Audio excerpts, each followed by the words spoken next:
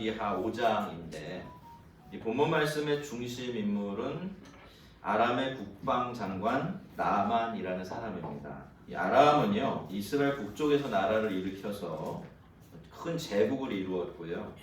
이스라엘이 이렇게 둘러 나뉘어진 다음에는 그 약해진 틈을 타서 북쪽 이스라엘을 본격적으로 침공하기 시작했는데요. 나아만은 그 나라를 그 아람을 거기까지 끌어올리는데 굉장히 공을 많이 세웠던 사람이고 특히 아람이 국가적인 위기에 처했을 때 군사적으로 그 나라를 건지기도 한 그런 국가적인 영웅이기도 했습니다. 그런데 그에게는 이렇게 한 나라를 쥐고 흔들 정도의 대단한 힘과 지위가 있었지만 그럼에도 불구하고 그에게는 자기 힘으로 어째볼 수 없었던 문제가 하나 있었어요. 그게 뭡니까? 그가 문둥병을 앓고 있었다라는 것입니다. 물론 여기 나오는 이 문둥병은 우리가 아는 한센병은 아닙니다. 성경에서 문둥병이라고 칭하는 그 피부병의 범위가 굉장히 넓어요. 이게 여러 가지 뜻이 있는데 한 가지 특징만 추스리면 그렇습니다. 심한 피부병이에요. 그래서 그 당시 의술로는 절대로 고칠 수 없는 그런 피부병을 통칭해서 그 문둥병이다라고 부르고 또 구약 성경에 보면 문둥병이 걸렸다가 낫는 이야기도 있어요. 그러면 다시 정결케 되거든요. 그걸 봐서는 때로는 은혜로 말미암아 치료되는 일들도 있었다라는 것을 우리가 알 수 있지만 아무튼 이 문둥병이라는 질병이 이 나아만에게는 그 당시에 여러모로 좌절감을 주는 그런 원인이 될 수밖에 없었을 겁니다. 여러분 사람은 이렇게 온 세상을 때로는 손에 쥐고 흔듭니다. 그만큼 엄청나고 대단한 존재감을 뽐내기도 하지요. 하지만 그럼에도 불구하고 자기 몸에 난 종기 하나 때문에 고통하는 것이 사람입니다. 자기 마음대로 할 수 없는 것 딱 한 가지 때문에 모든 것을 다 가지고 있어도 행복할 수 없는 것이 사람이죠. 그래서 어쩌면 나아만은 여기서 그러한 인간의 깨지기 쉽고 또 부조리한 그런 실존을 대변하는 인물로 등장하고 있는지도 몰라요. 또 그렇기 때문에 우리가 따라갈 길을 보여줄 수도 있는 거지요. 그런 나아만의 집에는 이스라엘에서 잡혀온 계집종 하나가 있었는데요. 그 아이가 이렇게 가만히 보니까 자기 바깥 주인이 심한 피부병에 걸려 있는 것입니다. 그래서 기회를 잡아서 여주인에게 엘리사 이야기를 하면서 이름을 이야기하진 않지만 이스라엘에 있는 선지자를 찾아가게 되면 그가 주인의 병을 고쳐줄 것이다 라고 이야기를 했고요. 이 일이 계기가 되어서 나아만은 그 피부병을 결국에는 치료받게 됩니다. 그게 오늘 이야기의 핵심적인 골자가 될 텐데요. 근데 여러분 우리는 여기서 이 아이의 행동에 주목하지 않을 수가 없게 됩니다. 이 아이는요 아람 사람들이 자기를 잡아가는 바람에 부모하고 생이별을 한 아이예요. 그렇게 자기를 잡아간 사람들의 종이 되어서 살고 있는 처지 있죠. 그렇다면 여러분 나아만에게 이 아이가 치료 방법을 알려주기보다는 오히려 쌤통이다, 잘됐다 이렇게 생각하면서 저주를 퍼붓는 것이 훨씬 더 합당한 일이 될지도 모릅니다. 하지만 여러분 이 아이는 그렇게 하지 않았던 거죠. 그렇게 하는 대신에 이 아이는 아브라함의 후손답게 요셉처럼 살기로 했고요. 그래서 신부는 나아만의 종으로 비참하게 살고 있었을지는 모르지만 오히려 나아만을 위한 복이 되는 그런 역할을 할 수가 있었던 것입니다. 성도 여러분, 이것이 바로 하나님의 부르심을 따라 소명에 맞춰서 살아가는 사람들의 아름다운 모습이에요. 삶의 자리나 조건은 저마다 다 다를 수가 있어요. 때로는 종으로 살 수도 있지만 또 다른 경우에는 왕이 될 수도 있는 것이 우리 인생이죠. 하지만 여러분 우리는 어디에 있든지 간에 아브라함의 자손입니다. 아브라함처럼 세상에 복이 되라고 세상의 복으로 부름받은 사람들이 저와 여러분들이에요. 우리가 이 부르심을 잊지 않고 여기에 맞춰서 살아가게 되어지면 우리도 이 아이처럼 선으로 악을 이기면서 살아가는 그런 사람이 될 수가 있고요. 세상에 하나님의 복을 흘려보내며 살아가는 삶을 살아갈 수도 있는 것입니다. 본능적으로 살아가면 이런 삶을 살 수가 없겠지만 그 본능을 보다 중요한 하나님의 우리를 향한 뜻과 부르심을 늘 기억하고 산다면 얼마든지 우리가 점점 더 아름답고 고상하고 향기로운 삶으로 나아갈 수가 있게 되는 것입니다. 여러분 안 된다, 힘든다. 그거는 그냥 살기 때문에 그런 겁니다. 모든 것보다 앞서 하나님의 부르심과 그 아름다운 뜻을 앞세울 수 있다면, 그 연습을 게을리지 않는다면 우리도 이 계집아이처럼 자리가 어디 있든지 간에 그 자리에서 가장 아름답고 향기로운 삶을 살아낼 수가 있는 것입니다. 나만의 아내는요, 나만에게 이야기를 또 전해 주었고, 나만은 그 여종의 말대로 이스라엘에 있다는 여호와의 선지자를 찾아가 보기로 하는데요. 나만이 그런 이야기를 하니까 아람 왕은 엄청난 예물까지 내어주고 또 친서까지 잘 써주면서 얼른 다녀오라고 허락을 해주었죠. 그런데 그 편지를 받아든 이스라엘의 왕은요, 나라가 망한 것처럼 막 옷을 찢고 소리를 지르며 난리를 칩니다. 그 편지의 내용이요, 내가 내 신하 나아만을 당신에게 보내오니 이 글이 당신에게 이르거든 당신은 그의 나병을 고쳐 주소서라고 그렇게 되어 있었기 때문이죠. 자기에게는 그런 능력이 없어요. 근데 아람 왕이 국방장관을 보내면서 그의 병을 고쳐내라고 하니까 이건 꼬투리를 잡아서 우리나라를 괴롭히고 전쟁을 일으켜 빼앗으려는 술책이다라고 생각을 했던 것입니다. 그런데 여러분, 그건 억측이고 오판이었죠.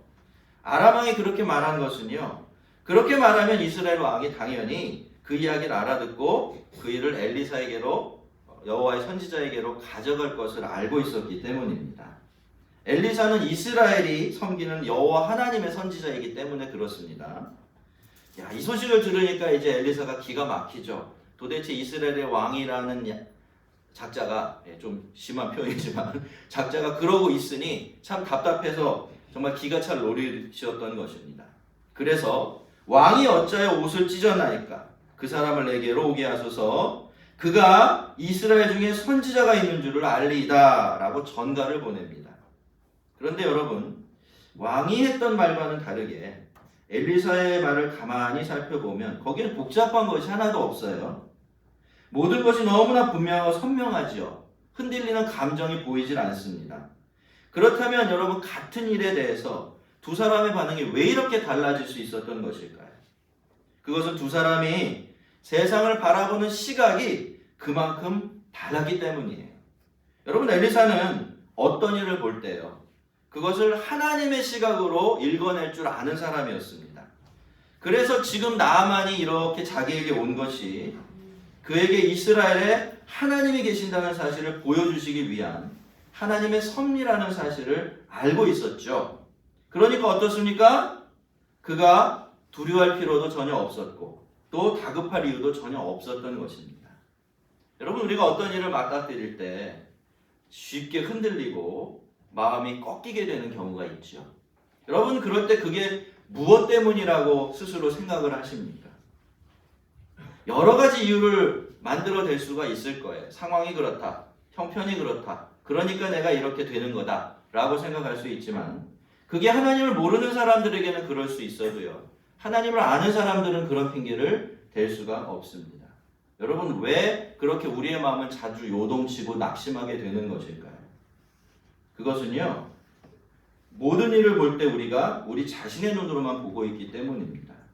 그러면 보이는 것이라고는 현실적인 조건밖에 없어져요. 현실이 좀 불안해진다라고 생각이 되어지면 내가 살아가는 세상 자체가 흔들린다고 느껴지게 되는 것입니다. 하지만 똑같은 일도 엘리사처럼 하나님의 시각에서 바라볼 수 있다면, 아니 그 정도 수준은 못 되더라도 그 일에 언제나 하나님을 이렇게 개입시켜서 생각할 줄 안다면 그렇게 쉽게 흔들리진 않습니다. 섣부른 결론을 내리고 제멋대로 낙심하는 일을 멈출 수가 있어요. 그런 사람들은요, 하나님을 기다릴 수가 있고요, 하나님과 보조를 맞출 줄 압니다. 하나님의 뜻을 정확하게는 모를지라도 하나님을 믿고 신뢰하고 있기 때문에 엘리사처럼 평안하고 담대할 수 있어요. 그렇게 해서 이제 나아만은 엘리사의 집으로 오게 되는데요, 나아만은 엘리사가 어떻게 할 줄로 생각했을까요? 자기쯤 되는 사람이 이스라엘 저 구석에, 총구석에 박혀있는 선지자를 찾아온다면 문 앞에 서자마자 그냥 버선발로 뛰어나가서 막 고개를 굽신거리면서 뭔가 특별한 퍼포먼스라도 벌일 줄 알았을 겁니다. 사실 그런 기대를 하는 것이 무리가 아니에요. 그건 세상 사람들이 다 그렇게 하고 있는 것이니까 말이죠. 근데 여러분 엘리사는 어떻게 합니까? 그저 자기 대신에 사람을 하나 보냈습니다. 그리고 그 사람을 통해서 나아만에게 너는 가서 요단강에 몸을 7번 씻으라 내 살이 회복되어 깨끗하리라 라고 전할 뿐이었어요. 여러분 자기가 가지 않고 자기보다 아래에 있는 사람을 보냈어요. 무슨 뜻이죠? 너는 나보다 위다 아래다. 아래다라는 뜻이죠. 아람의 군대 장관인 너는 여호와의 종인 나보다 아래에 있다라는 거예요. 물론 그것이 이 엘리사가 내가 너보다 위에 있다라는 이야기를 하고 싶어서 한 행동은 아니었어요. 내가 너의 위에 있다라는 것은 그런 뜻입니다. 네가 너의 나라에서는 얼마나 대단한 권력을 가지고 있고 얼마나 대단한 존재로 대접받고 있을지 모르지만 그럼에도 불구하고 너는 하나님과 이만큼의 차이가 있는 거야 라고 하는 것을 보게 해준 것이죠. 그러니까 그것은 단순한 무시나 불친절 행위가 아니라 사실은 하나님께서 나만의 마음을 달아보시려고 하시는 시험이었던 것입니다. 자, 그러면 나만이 이 시험을 잘 통과했습니까? 안타깝게도 처음엔 이 시험 통과하지 못했어요. 그는 화가 나서 그냥 자기 나라로 돌아가려고 합니다. 내 생각에는 그가 내게로 와서 그의 하나님 여호와의 이름을 부르고 그의 손을 그 부위에 흔들어 나병을 고칠까 하였도다 라고 말이죠. 물론 그렇게 생각할 수 있죠. 그렇게 기대하는 것이 당연한지도 모릅니다. 하지만 여러분 지금 나만이 왜 여기에 와 있습니까? 여러분은 왜 여기에 와 있죠? 나만은요 아무도 고칠 수 없는 그 불치병을 고치겠다고 여기까지 온 것입니다. 지금 나만은 자기가 한 나라의 국방장관으로서 대접받기 위해서 와 있는 것이 아니에요. 또 자기 생각대로 대접받는 것을 스스로 보기 위해서 거기에 와 있는 것도 아니죠. 그러니 여러분 나만은 어디에 집중을 해야 될까요?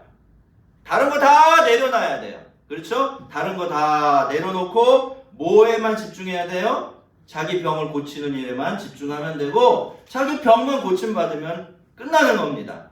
그런데 나만은 그만 자아라는 돌부리에 걸려 넘어지게 됩니다. 내가 낸데 하는 그 지독한 돌부리 말이죠. 거기에 걸려버립니다. 그런데 그때 그의 종들이 이렇게 찾아와서 간언을 합니다. 내 아버지여 선지자가 당신에게 큰 일을 행하라 말하였다면 행하지 아니하였으리까 하물며 당신에게 이르기를 씻어 깨끗하게 하라 함이리까. 듣고 보니까 그렇습니다. 만약에 엘리사가 무슨 거창한 일을 하라고 요청을 했다면 일주일 금식을 하라고 이야기했다든지 제사를 100번 드리면 네 병이 낫는다고 말했다든지 그렇게 말했다면 나아만은 분명히 그대로 움직였을 겁니다. 왜요? 그 어려운 병을 고치려면 내가 그 정도 대가는 지불해야 된다라고 생각했을 테니까 말이죠. 그런데 여러분 엘리사가 어떻게 했습니까? 아무것도 요구하지 않았어요. 그저 요단강에 들어가서 7번 몸을 씻으라. 그러면 낫게 될 것이다 라는 말만 했습니다. 엘리사는 나아만에게 그렇게 하찮은 일을 하도록 했던 것이고 그래서 나아만은 또다시 한번 빈정이 상한 거예요. 아니 처음엔 나와보지도 않더니 그죠? 시킨다는 소리가 사람을 통해서 시킨다는 소리가 그냥 깨끗하지도 못한 강물을 들어서 몸을 씻으면 낫겠다는 이야기니 이게 이 자존심을 건드린 것입니다. 근데 여러분 은혜를 아는 사람들은요 하나님의 말씀에 대해서 이런 식으로 반응하지 않습니다. 은혜가 은혜인 줄 아는 사람들은 내가 무엇을 어떻게 해서 무슨 은혜를 받고 복을 받았다라고 말하지 않습니다. 그렇게 무언가를 해서 복을 받고 은혜를 받으려고 하지도 않아요. 은혜는 뭘 했다고 주어지는 것도 아니고 뭘 했다고 받을 수 있는 그런 것도 아니라는 사실을 너무나 잘 알고 있기 때문에 그렇습니다. 14절은 그 이후에 나아만의 행동과 결과를 이렇게 보고하고 있습니다. 나아만이 이에 내려가서 하나님의 사람의 말대로 요단강에 7번 몸을 잠그니 그의 살이 어린아이의 살같이 회복하여 깨끗하게 되었더라. 나아만은요 종들의 말을 듣고서요 저만큼 높아 있었던 자신의 마음을 낮췄습니다. 그런 다음에는 몸을 낮추어서 그렇게 자기가 하찮게 여기던 요단강물로 내려갔어요. 지금 여러분 이 말 속에 이 성경 속에서 나아만이 움직이는 방향이 보이시죠? 그는 처음에는 꼭대기에 있었어요. 자기가 비록 하나님의 도우심을 받아서 병을 고치러 왔지만은 그럼에도 불구하고 예자를 그대로 붙들고 있었던 겁니다. 아람의 장군이라는 그 자아 말이죠. 그런데 이제 깨닫고 나니까 어디로 움직입니까? 점점 더 아래로 내려갔습니다. 그런데 한 번, 두 번, 세 번, 여섯 번째까지 몸을 씻어도 아무 일도 일어나질 않았습니다. 그저 따갑고 아프기만 했겠죠. 또 자기 종들이나 부하들 앞에서 자신의 그 허른 몸을 다 보여줘야 되니까 그게 얼마나 수치스러웠겠습니까? 하지만 그는 그 똑같은 일을 6번씩이나 반복했고 엘리사가 말한 대로 7번을 다 채웁니다.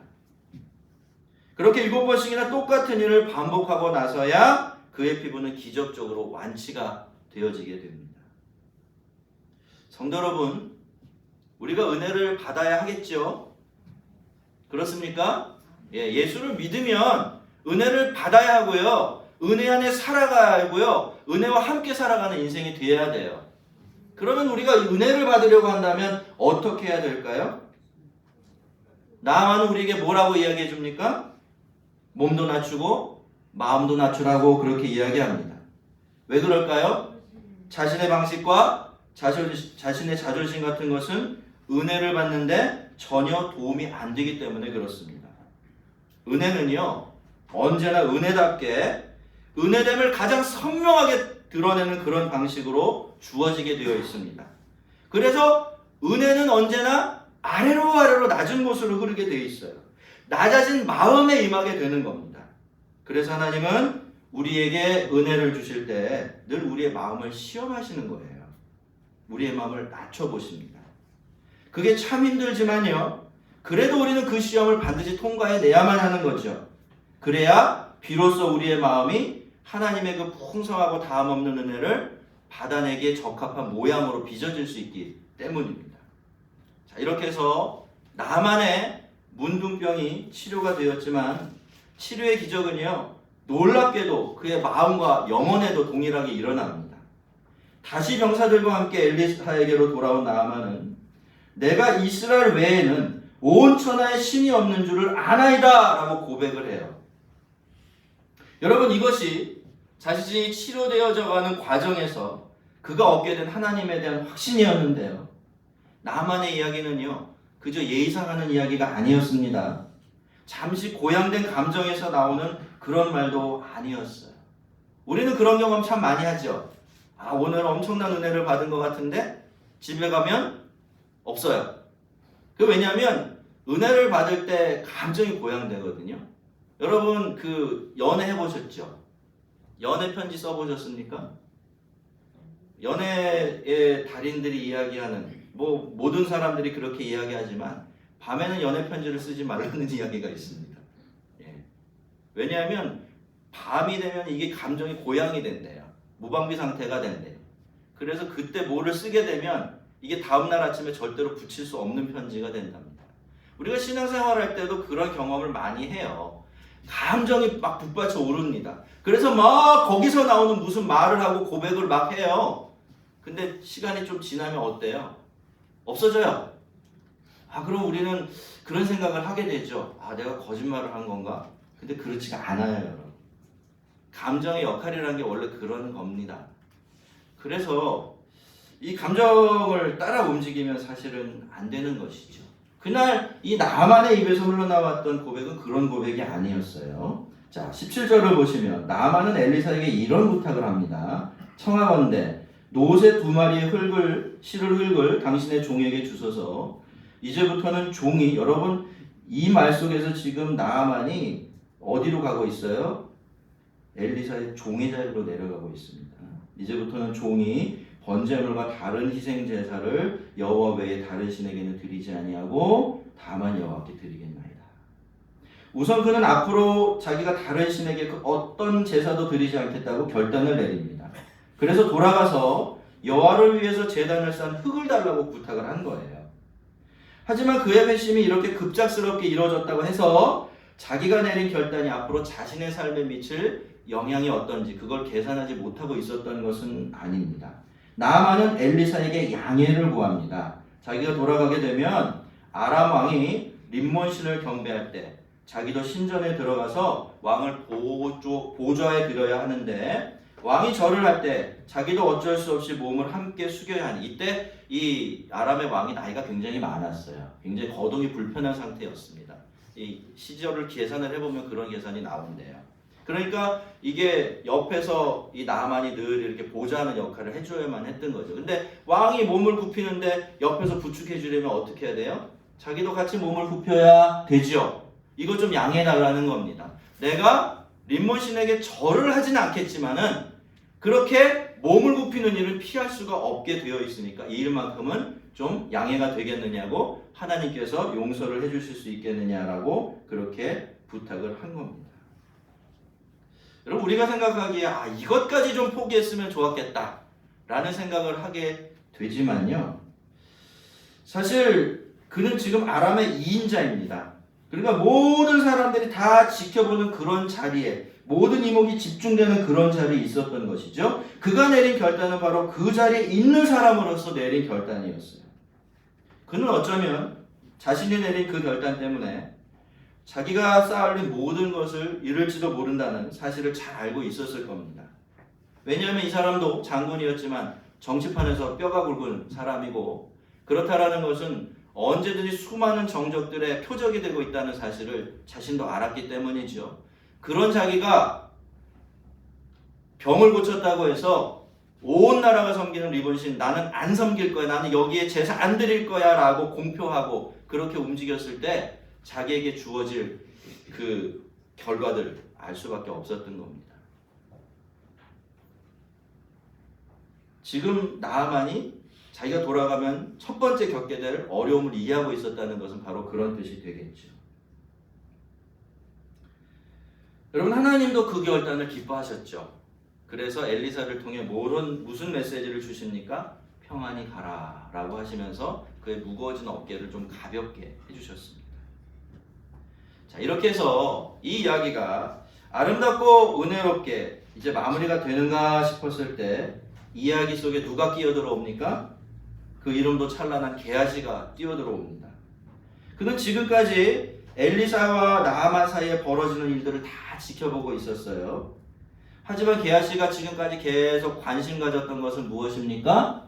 하나님이 그 일을 통해서 하실 일이 아니라 이 일이 자기에게 가져다 줄 이익이었어요. 예. 그러니까 나아만이 가지고 온 그 재물에만 집중을 하고 있었던 것입니다. 그래서 아마도 나아만이 다시 돌아왔을 때 게하시는 속으로 노래를 불렀을 것 같아요. 엘리사가 저 예물 받으면 내가 2인자니까 내가 그동안 이 주인을 열심히 섬겼으니까 나에게 좀 콩고물이라도 떨어지지 않겠느냐라고 생각을 했을 것입니다. 그런데 아무리 기다려도 이야기가 그런 식으로 흘러가질 않아요. 엘리사가 하나님의 이름으로 살아계심으로 맹세까지 하면서 그 예물을 절대로 받지 않겠다고 거절하고 또 거절했기 때문이에요. 그래서 결국 나아만은 가지고 온 예물을 전부 다 다시 가지고 돌아가게 되었는데 그렇게 떠났지만 게하시의 마음속엔 아직도 미련이 남아있어요. 그 아까운 거, 그 귀한 거 포기할 수가 없었던 거죠. 그래서 그 욕심을 떨쳐버릴 수가 없었기 때문에 그는 내가 저 예물 중에 얼마라도 꼭 챙기고 말겠다라고 맹세까지 하면서 나아만을 뒤쫓아 갑니다. 그러니까 그 맹세 왜 했을까요? 두려웠던 거죠. 또 가책이 있었던 겁니다. 자기가 하는 일을 몰랐을 리가 없는 거예요. 그러니까 자기를 그 맹세에 얽어매면서까지라도 자기 욕심을 챙기려고 그렇게 했던 것입니다.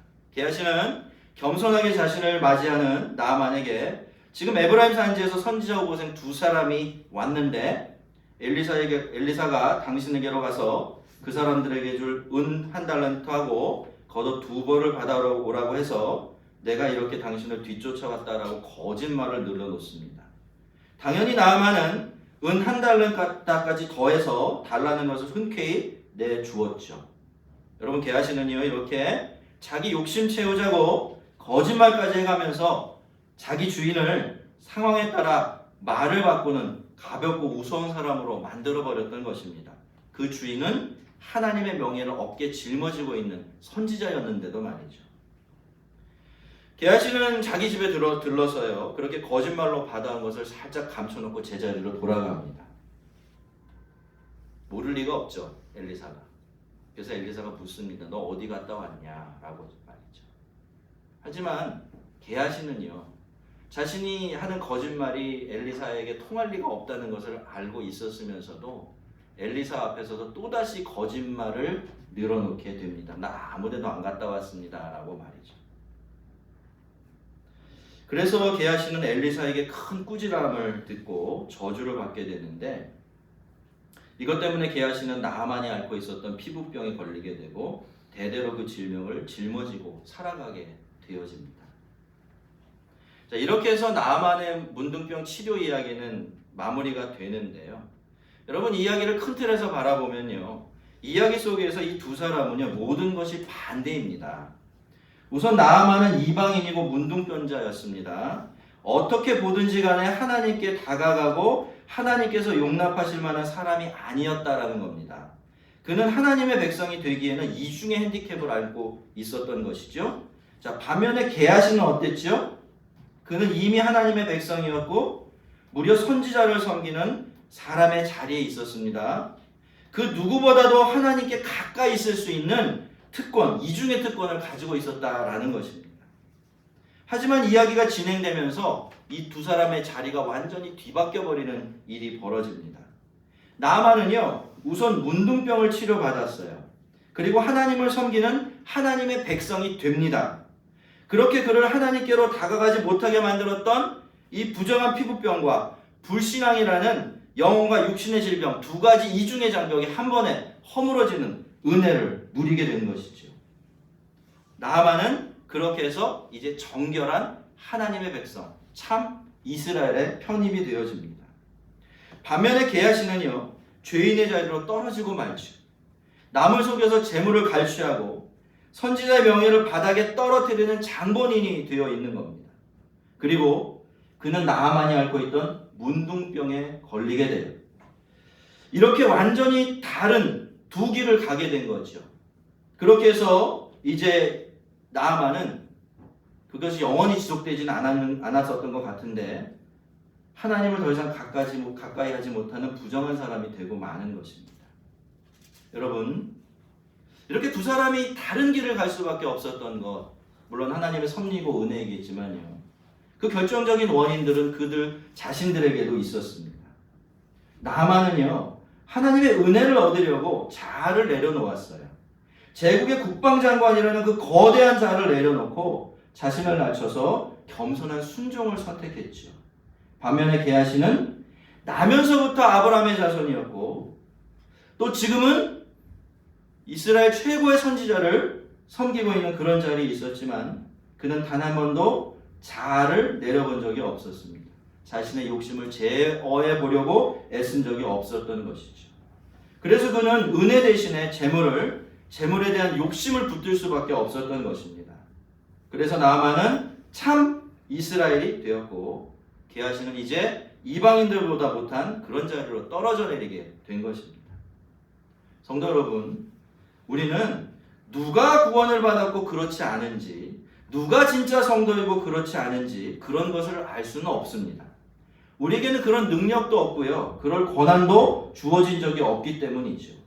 하지만 여러분 그럼에도 불구하고 우리는 무엇이 더 하나님 앞에서 성도다운 것인지 하나님의 백성다운 것인지는 잘 알고 있습니다. 우리의 마음은 나하만처럼 겸손해야 합니다. 우리의 삶은 그의 계집처럼 복스러워야 돼요. 그리고 무엇보다도 우리는 게하시처럼 우리의 마음이 욕심에 흔들리지 않도록 우리 안에 있는 욕심들을 잘 다스려내야 합니다. 그래야 우리는 하나님이 우리에게 주신 우리다움, 성도다움, 하나님의 백성다움을 지켜내면서 더 영광스러운 자리로 나아갈 수 있기 때문입니다. 여러분, 하나님의 나라는 은혜의 나라예요. 그래서 그 나라에서는 먼저 된 자가 나중되고 나중된 자가 먼저 되기도 하죠. 그 나라에서는 나만이 게하시가 되고 게하시가 나만이 되기도 하는 일이 비일비재하게 벌어지게 되는 것입니다. 여러분, 은혜 받을 기회는 그래서 늘 주어져요. 하지만 그 은혜에서 우리를 더 멀어지게 하는 시험도 늘 우리 곁에 있는 것도 사실입니다. 늘 하나님의 은혜에 합당한 마음과 삶을 잘 지켜내셔서 정말 복스럽고 은혜로운 하나님의 참 이스라엘로 사시기를 주의 이름으로 축원합니다. 우리 같이 한번 기도하겠습니다.